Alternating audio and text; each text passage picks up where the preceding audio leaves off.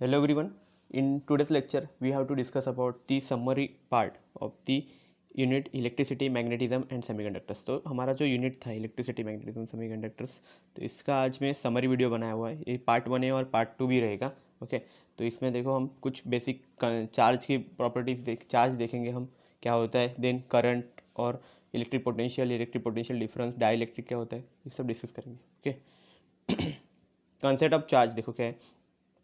Charge क्या है, एक फंडामेंटल क्वांटिटी है इलेक्ट्रिसिटी की, मतलब इसे हम डिवाइड नहीं कर सकते। ओके, ये जो हमने बताया फंडामेंटल वो एज इट इज़ है। ओके, इससे ज़्यादा उसे हम तोड़ के उसे और उसके और फंडामेंट उसके अंदर के जो पार्टिकल्स है उन्हें हम निकाल नहीं सकते। ओके, ये एक फंडामेंटल क्वांटिटी है। ओके, चार्ज और चार्ज और कैसा रहता है, वो उसका कोई मास नहीं रहता है। ओके, और ये ऐसी एक प्रॉपर्टी है ओके कि जिसकी वजह से एक्चुअली इलेक्ट्रिक और मैग्नेटिक इफेक्ट हमें एक्सपीरियंस करने को मिलते हैं मैटर के थ्रू। ओके, देन एक्सेस और deficiency of electrons in a body gives concept of charge. अगर बॉडी के अंदर कोई अगर इलेक्ट्रॉन्स अगर बढ़ जाते हैं या फिर कम हो जाते हैं तो वो हमें किससे पता चलते हैं, चार्ज से पता चलते थे। ओके, वही चीज़ हमें चार्ज बताती है। ओके, सो देखो क्या है, when atom contains same number of protons, मतलब अगर एटम में सेम नंबर के प्रोटॉन भी है और इलेक्ट्रॉन भी है, क्योंकि प्रोटॉन का चार्ज पॉजिटिव, इलेक्ट्रॉन का निगेटिव रहता है। ओके, तो अगर सेम नंबर के है तो वो दोनों एक दूसरे को कैंसिल आउट कर देते हैं। Okay, we say that together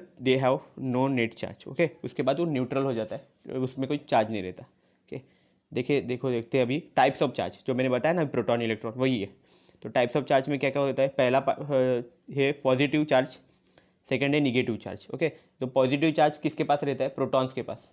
negative charge किसके पास रहता है, इलेक्ट्रॉन्स के पास। ओके, और इसमें भी कैसे रहता है, चार्जेस में जो लाइक चार्जेस रहते हैं, मतलब पॉजिटिव पॉजिटिव या फिर निगेटिव निगेटिव। ओके, ये दोनों टाइप के जो चार्जेस है वो क्या करेंगे, एक दूसरे के दूर दूर भागेंगे। अगर दोनों पास में आ गए तो मतलब दोनों को अगर हम पास में रख देते, पॉजिटिव को और पॉजिटिव को अगर पास में रखते तो दोनों एक दूसरे से दूर भागेंगे। ओके, या फिर निगेटिव निगेटिव रखेंगे तो भी यही चीज़ होने वाली है। ओके, बट अगर हम क्या करते हैं, अगर हमने क्या किया, अगर अनलाइक चार्जेस रख दी। ओके, मतलब यहाँ पे मैं पॉजिटिव रखता हूँ, यहाँ पे मैं निगेटिव रखता हूँ। ओके, तो दोनों क्या करेंगे, एक दूसरे की तरफ भागेंगे ऐसे।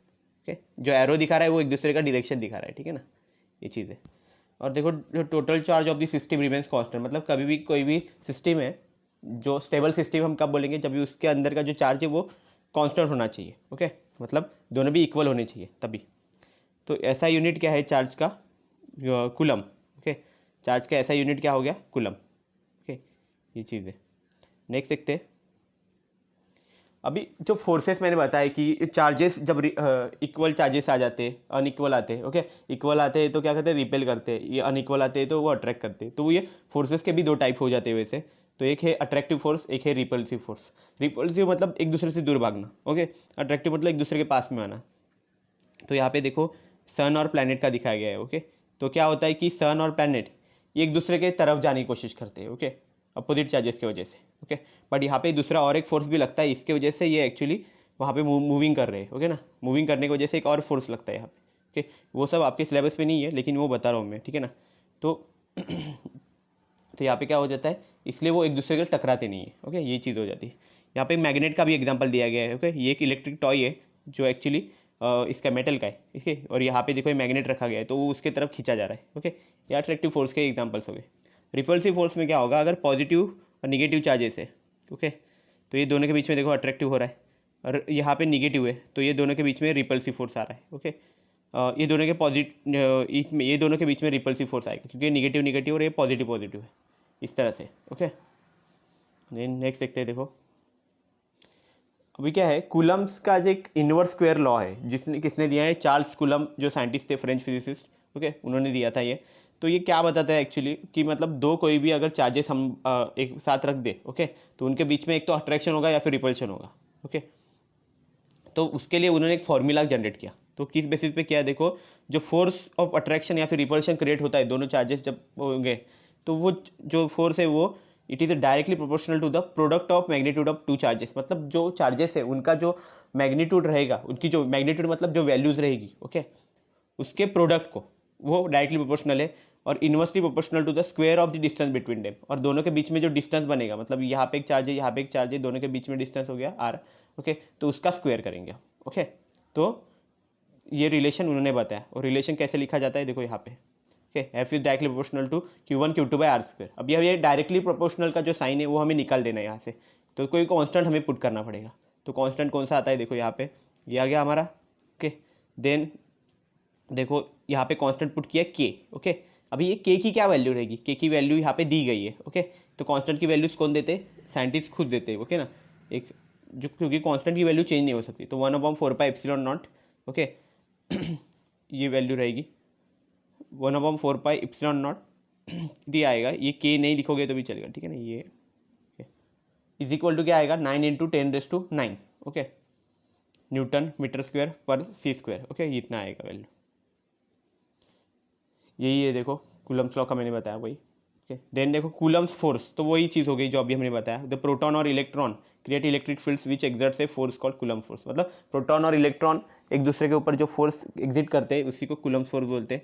और वही चीज़ दिखाया, देखो यहाँ पे पहला रिपल्शन का एग्जाम्पल है, ये अट्रैक्शन का एग्जाम्पल दिया है, और दोनों के बीच का डिस्टेंस आर है, दोनों के लिए फॉर्मूला सेम ही हो जाएगा। ओके, ये चीज़ है।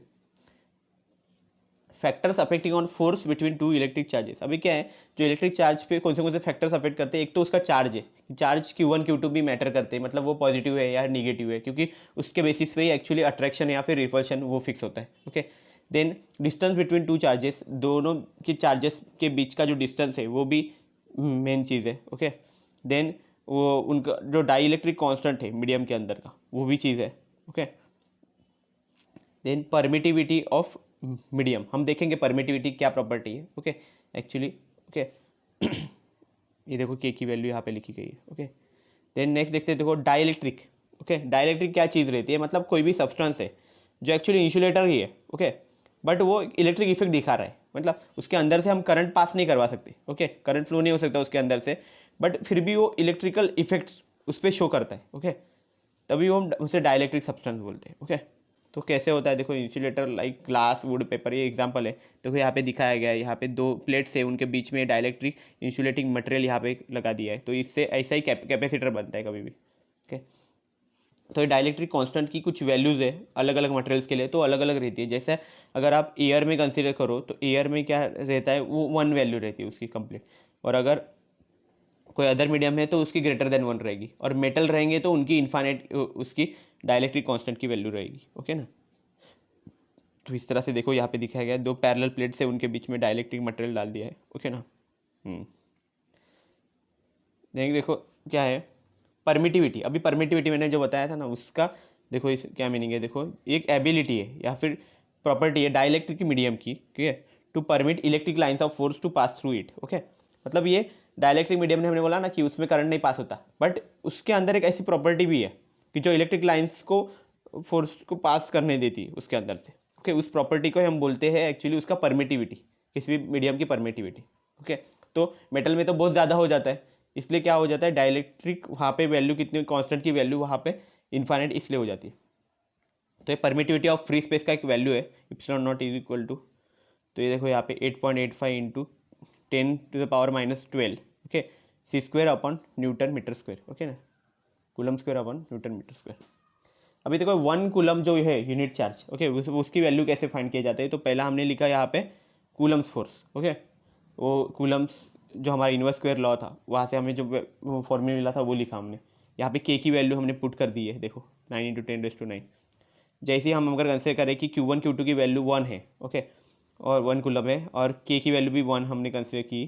ओके, आर की वैल्यू भी 1 मीटर हमने कंसिडर की, ये के जो है वो इधर का के लिखा हुआ है, ठीक है ना, और आर की वैल्यू भी हमने 1 मीटर कंसिडर की, तो हमें जो मिलेगा फोर्स वो ऐसा रहेगा। ओके, तो इस तरह से ये हमारी फोर्स की वैल्यू हो गई। ओके, तो हम 1 कूलम का डेफिनेशन कैसे लिखेंगे इससे। ओके, तो 1 coulomb of charge is that charge which when placed in a vacuum और air at a distance of 1 metre, मतलब हमने कभी उसे वैक्यूम में या फिर एयर में रख दिया किसी 1 मीटर डिस्टेंस पे। ओके, हर चार्ज से, दोनों भी चार्ज से उसका 1 मीटर डिस्टेंस होना चाहिए। ओके, हाँ से, तो वो इससे वहाँ पे एक्सपीरियंस रिपल्सिव फोर्स वहाँ पे एक्सपीरियंस करेगा। ओके, इसको 1 कूलम बोलते हैं। और या फिर ऐसा भी बोल सकते हैं हम, अगर दोनों इक्वल और सिमिलर चार्जेस है, ओके, जो 1 मीटर अपार्ट है दोनों से, मतलब दोनों के बीच का डिस्टेंस हो गया 1 मीटर। ओके, एंड उनके ऊपर जो फोर्स एग्जर्ट हो रहा है वो कितना 9 × 10⁹ न्यूटन का। ओके, तो हम बोल सकते हैं कि वो 1 कूलम ऑफ चार्ज है। ओके, इस तरह से डेफिनेशन बनाया जाता है।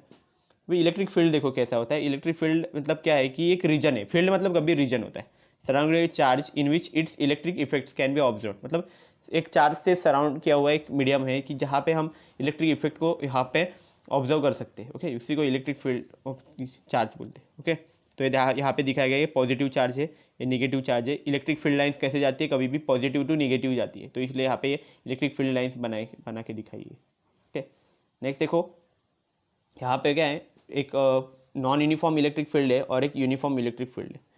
तो नॉन इलेक्ट्रिक फील्ड में क्या होता है, जो फोर्स होता है वो चेंज होते रहता है point two point magnitude and direction में।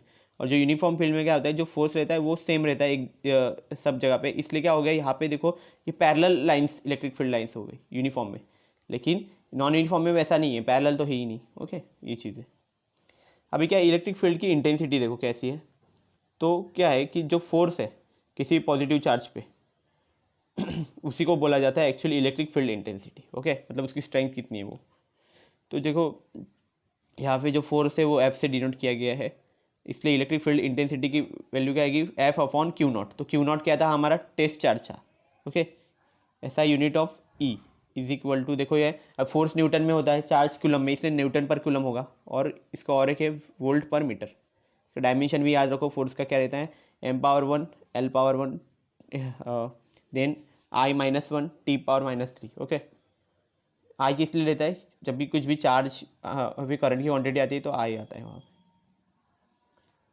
अभी क्या है इलेक्ट्रिक फील्ड जो है क्या है, अभी इलेक्ट्रिक फील्ड तो हमने बताया वही चीज़ है। देखो यहाँ पे एक सोर्स चार्ज रहता है, एक टेस्ट चार्ज रहता है। टेस्ट चार्ज हम क्यों रखते हैं, क्योंकि हमें उससे काउंट करना है कि एक्चुअली यहाँ पे कितना इलेक्ट्रिक फील्ड है वो देखने के लिए यहाँ पे एक चार्ज प्लेस करो, ये चार्ज पे जो कुछ फोर्स अप्लाई होगा इस इलेक्ट्रिक फील्ड की वजह से, वही एक्चुअली आपका इलेक्ट्रिक फील्ड रहेगा। तो इसलिए F upon E divide by, हमने भाई चार्ज को डिवाइड कर दिया, मतलब वो चार्ज बीच में से निकल भी गया बाद में। ठीक है ना, 9 × 10⁹ क्यू अपॉन के आर स्क्वायर। ओके, ये इसका वैल्यू आ जाएगा। के का वैल्यू मोस्टली 1 रखते हैं यहाँ पे, और ये वैल्यू हो जाएगी। ओके, नेक्स्ट देखो क्या इलेक्ट्रिक पोटेंशियल क्या चीज़ है। देखो अभी पोटेंशियल हम अगर देखने चाहते हैं तो कैसा रहता है कि इनफाइनाइट डिस्टेंस पे देखो क्या है, potential of a point in electric field is defined as amount of work done to bring a unit positive charge from infinite. मतलब एक इनफाइनाइट डिस्टेंस पे चार्ज है, उससे हमें एक पॉइंट पे लेके आना है। ओके, हाँ ओके, तो उस पॉइंट का क्या होगा, वहाँ पे पोटेंशियल होगा, और वहाँ पे हमें क्या होगा, the against the direction of electric intensity. Electric intensity के अगेंस्ट हमें उसे लेके आना है। ओके, उसके बाद उसका क्या हो जाएगा, वहाँ पे हम बोलेंगे कि हमें एक वर्क करना पड़ा। ओके, तो इस work done per unit charge को क्या बोला जाता है, एक्चुअली इलेक्ट्रिक पोटेंशियल बोला जाता है।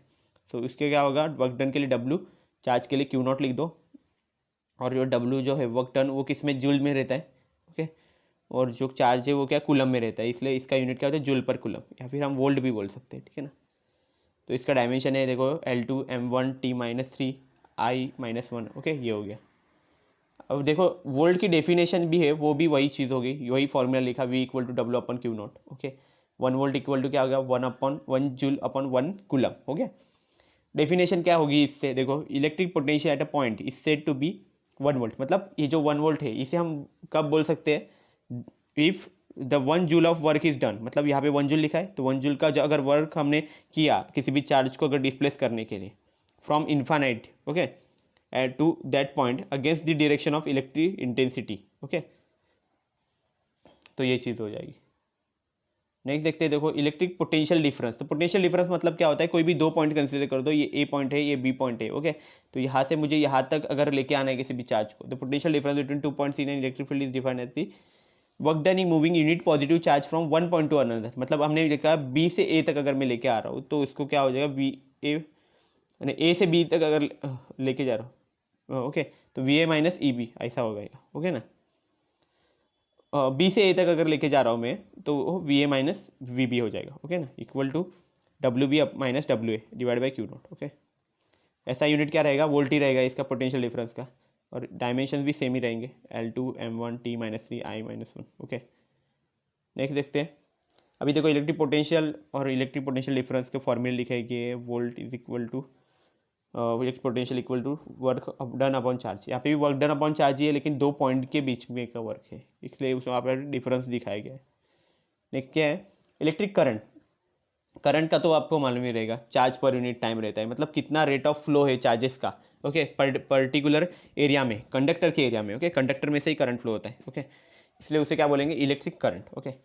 सो आई इज इक्वल टू क्या होगा, क्यू अपॉन टी लिखेंगे। करंट को हम लिखते हैं हमेशा आई से लिखते हैं, ओके, चार्ज को क्यू से और टाइम को टी से, ओके। ऐसा यूनिट क्या हो जाएगा इसका, एक तो एम्पियर बोलते हैं, या फिर अगर हम लिखें तो चार्ज को कैसा रहता है, कूलम से, और टाइम रहता है सेकंड से, तो कूलम पर सेकंड ऐसा भी हम लिख सकते हैं। डायमेंशन क्या होंगे इसके, देखो यहाँ पे मास क्वांटिटी तो है नहीं, लेंथ की क्वांटिटी भी नहीं है, टाइम की क्वांटिटी है, और करंट चार्ज है, मतलब करंट भी लिखना पड़ेगा। तो M0 L0 T1 I1, okay, T1 I1, यही चीज़ होगी। देन नेक्स्ट देखते हैं 1 एम्पियर का कैसा होगा। पहले अपना करंट का फॉर्मूला लिख दो, I equal to q by t. अब 1 एम्पियर मतलब क्या, 1 ampere equal to 1 coulomb upon 1 second. तो हम बोल सकते हैं कि current flowing through the conductor is said to be 1 ampere. जो करंट है उसे 1 एम्पियर हम कब बोलेंगे, अगर उस पर चार्ज अगर 1 कूलम का फ्लो हो रहा है through conductor in 1 second, 1 second में अगर 1 कूलम का चार्ज अगर फ्लो हो रहा है तो हम उसे बोल सकते हैं 1 एम्पियर, ओके। अभी क्या, ओम्स लॉ, ओम्स लॉ आपको सुना हुआ होगा आपने। इसमें क्या होता है एक्चुअली, ये लॉ हमें क्या बताता है, इफ़ द फिजिकल स्टेट जो कुछ भी है, मटेरियल है, डायमेंशन या टेम्परेचर है किसी भी कंडक्टर का, अगर वो सेम है, तो जो इलेक्ट्रिक करंट है उसके अंदर से फ्लो हो रहा है, जो कंडक्टर के अंदर से, ठीक है, तो वो डायरेक्टली प्रोपोर्शनल टू कैसा होना चाहिए, to the potential difference between ends of the conductor, उसके पोटेंशियल डिफरेंस के साथ होना चाहिए। मतलब उसको ऐसा डेफिनेशन वाइज उसको I directly proportional to V लिखा हुआ है ना। तो इसे हम V directly proportional to I भी लिख सकते हैं। एंड देन हम उसका जो प्रोपोर्शनलिटी साइन निकालने के लिए हमने वहाँ पे आर पुट कर दिया। जो आर है वो कांस्टेंट है और उसे हम रेजिस्टेंस ऑफ कंडक्टर बोलते हैं वहाँ पे। तो ये क्या बन जाएगा, R equal to V upon I बन जाएगा, ओके। यही हमारा ओम्स लॉ है, या फिर V equal to I R भी लिखा जाता है, ओके। दोनों का भी मीनिंग सेम है। देखो यहाँ पे ये पोटेंशियल है, ओके, यहाँ से करंट फ्लो होगा थ्रू दिस रेजिस्टेंस, ओके। देखो यहाँ पे ये क्या है, एफ इज इक्वल टू के Q1 Q2 by are square, ये आपका है कूलम्स फोर्स। देन रजिस्टिविटी देखो क्या है, प्रॉपर्टी है। रजिस्टिविटी एक्चुअली एक ऐसी प्रॉपर्टी है कि जिसकी वजह से एक्चुअली रेजिस्टेंस आता है मटेरियल में, ओके। सो देखो if A equal to 1 metre square and L equal to 1 metre, okay, तो क्या है कि हमने अगर रजिस्टिविटी का फॉर्मूला लिखा तो वो ऐसा बनता है, rho is equal to R A upon L, okay. ये ऐसा फॉर्मूला रहता है, ओके। तो क्या होगा, अगर ए की वैल्यू हम 1 मीटर स्क्वायर रखें, एल की वैल्यू 1 मीटर रखें, तो क्या हो गया, दोनों एक दूसरे को कैंसिल कर देंगे, तो बचेगा क्या, रो इक्वल टू आर हो जाएगा। तो इसलिए हम इसकी डेफिनेशन लिख सकते हैं कि जो स्पेसिफिक रेजिस्टेंस है, स्पेसिफिक रेजिस्टेंस मतलब रेजिस्टिविटी, ओके, उसे हम कैसे डिफाइन कर सकते हैं कि it is a resistance of material of unit length and unit area of cross section. और रेजिस्टेंस क्या रहता है कि अपोजिशन रहता है, किसी भी करंट को अपोज करने का काम करता है, वो होता है रेजिस्टेंस, ओके। तो ऐसा यूनिट क्या रहता है, ohm metre square, okay. Ohm metre आएगा, ओहम मीटर सिर्फ, ओके। अब इसका डिटेल वीडियोस भी देख सकते हो, ओके ना, चैनल पे। Factors affecting resistance of the conducting material, okay. तो अभी रेजिस्टेंस के देखो यहाँ पे हमने क्या दिखा था, इसका फॉर्मूला क्या था, R is equal to rho A upon L, okay, ऐसा फॉर्मूला था।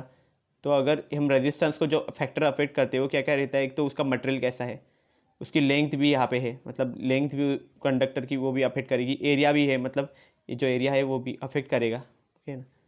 देन टेम्परेचर भी अफेक्ट करता है कि टेम्परेचर ज़्यादा है या कम है, उसके हिसाब से भी उसका एक्चुअली चेंज होते रहते हैं, ये सब फैक्टर्स है, ओके ना।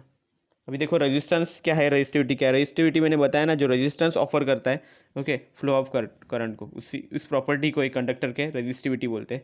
It is measured by the resistance offered by 1 metre length of wire of that material of area of cross section 1 metre square, okay. तो इस तरह से ये मेजर किया जाता है। और इससे ये क्या है, रेजिस्टेंस क्या है, एक्चुअली अपोजिशन है, ओके, कंडक्टर को। और ये कैसे मेजर किया जाता है, potential difference needed across the conductor to flow 1 ampere current, okay. तो रेजिस्टेंस क्या है, ये मटेरियल पे डिपेंड करता है, टेम्परेचर पे, length of area cross section. और रेजिस्टिविटी क्या करता है, मटेरियल पे डिपेंड करता है ओनली, बस, ओके, एंड टेम्परेचर पे भी। ऐसा यूनिट क्या है रेजिस्टिविटी का, ओहम मीटर है, और रेजिस्टेंस का ओहम है सिर्फ, ओके। तो यही हो गया। So this is all for the today's summary video. in next lecture we will discuss one more summary, okay, about this unit, okay. So thank you very much.